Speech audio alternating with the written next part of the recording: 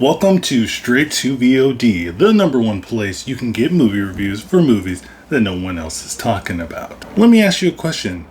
What is the best animated film of 2025? I don't know if it's just me or has anybody else has noticed, but 2025 kind of feels like an off year for animated films. I mean, last year we had films like Despicable Me 4, Flow, Inside Out 2, Kung Fu Panda 4, the Lord of the Rings animated film, Moana 2, Wild Robot, and last but certainly not least, the Garfield film.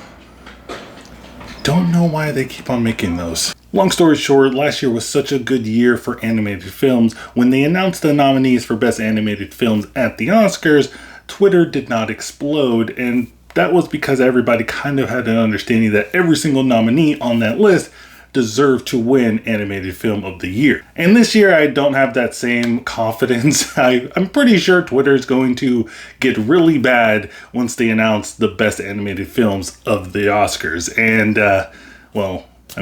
Twitter's just going to get worse. I mean, it's already bad. And I mean, don't get me wrong. We've had some pretty good films this year, like Dogman, The Day the Earth Blew Up, A Looney Tunes Story, Predator, Killer of Killers, Elio, and we can't forget about Sneaks. Yeah, we always got to have that one weird one in there. And there is going to be some animated films that are releasing later on in the year, which I think are going to be up there in terms of like people are going to say that this is the best animated film of the year, with Bad Guys 2 and Zootopia 2. And I just realized that both Disney and Universal Studios are releasing anthropomorphic movies. Guess they want that furry check. But I'm going to ask the question again, what is the best animated film of the year so far? And I'm here to tell you that we don't need to look anymore. We found it. And it is K-Pop Demon Hunters. By day, they're global K-pop stars. By night, they battle demons threatening to break through a magical barrier that protects the world. But when a mysterious boy band rises to fame and unleashes chaos, group leader Rumi must confront her hidden power and her past to save everything they've worked for. K-Pop Demon Hunters is like if you combined Powerpuff Girls, Totally Spies, and Sailor Moon all together and sprinkled a little bit of K-pop and K-drama tropes. You get this. And the opening scene of this film really had some Final Fantasy X-2 opening sequencing vibes where they had introducing the characters and then they had a musical number. I was like, are the writers, somebody that's involved with this movie knows Final Fantasy X-2. And I'm just going to get it out of the way. I'm not really into the whole K-pop thing. I've heard a couple of K-pop songs. I know it's a couple artists. Like FX was one that I was kind of into back in the day. And I know some other ones. But to be honest, the only thing I know about K-pop is Gangnam Style. And I still don't know if I'm saying it right. But I know enough about K-pop to know that it is really big in not only American culture, but definitely in Korean culture as well. And this movie does a really good job of representing that and showcasing how important K-pop is to the culture. And this movie really surprised me on how they were tackling certain themes. I mean, we got some dark stuff in this film dealing with depression, intrusive thoughts. They dive into that. Not as much as I hoped they would, but they do scratch that surface where I'm just kind of like, okay, that's interesting. I want you to dive more deep into that. And of course, music is a big part of the K-pop culture, and we get a ton of different original songs from what I noticed, original songs in this film. And there's a lot of good ones. Like I said, I'm not really into the whole K-pop stuff, and there's some songs in here where I'm like, you're going to go on my Spotify playlist. And once Spotify Wrapped comes around, I'm going to be embarrassed that Golden is number one.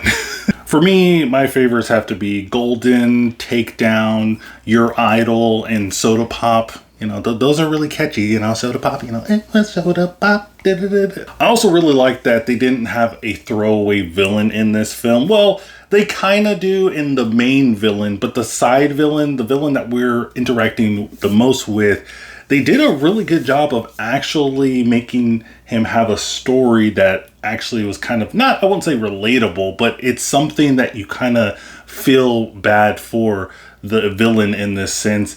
And I like when movies do that. And I like when movies do that and don't just make the villain just like, I'm bad because I'm bad. And you know, this isn't a secret. Marvel does this a lot with their standalone superhero films. They always have like a throwaway villain where it's kind of like, was this villain needed?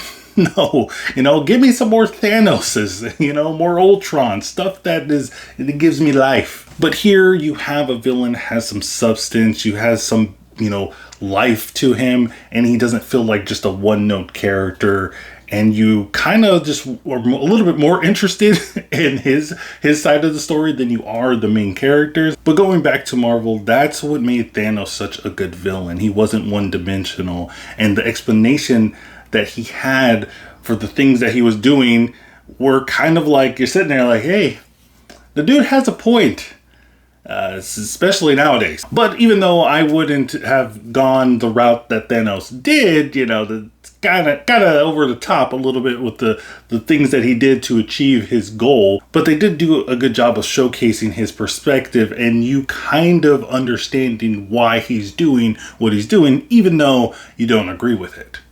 Or maybe some of you do.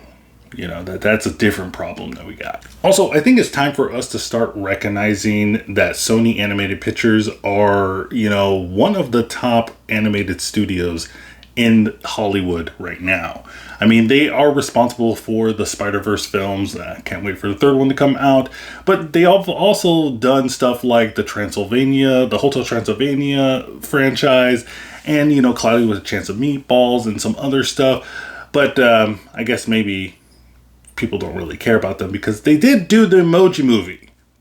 So, okay, they're not there yet. Even with all this praise that I'm giving K-Pop Demon Hunters, there is a little bit of gripes that I did have with the film. For one thing, the plot is kind of generic. We've seen this before, and you know, I'm not opposed to generic type films. Some of my favorite films have generic plots and generic characters in them, but they are fun.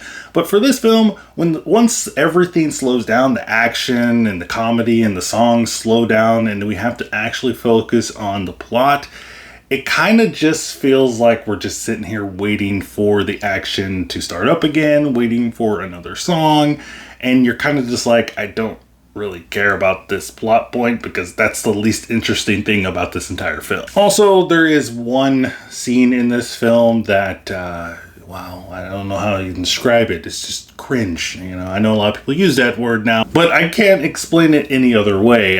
There's a scene where our lead character, Remy, is having a duet with the villain of this movie, and that song sucks. Just gotta say it. Might be a hot take, but it's bad. It comes out of nowhere.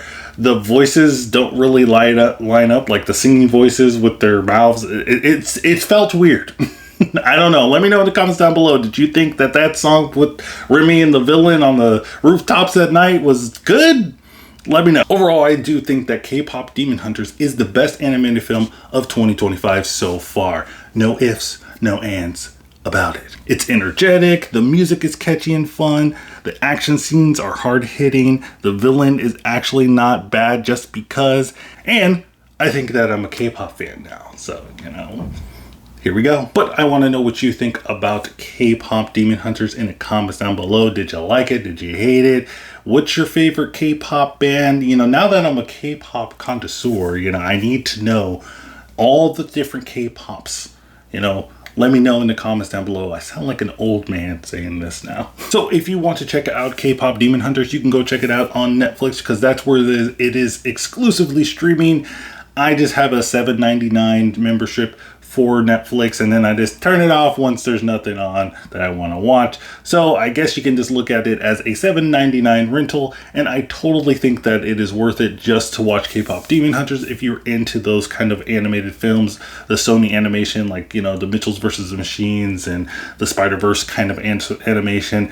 This is really, really good. It's worth that money. I usually don't recommend you spending that much money on a film on VOD, but hey, you know, it's hard times out there. It's hard times. And, you know, rather you spending $15 to $20 on a movie ticket of a movie you don't know if it's going to be good or not, this one, I recommend it. If you're into that stuff, check it out. But this is straight to VOD. And remember, guys, keep watching movies.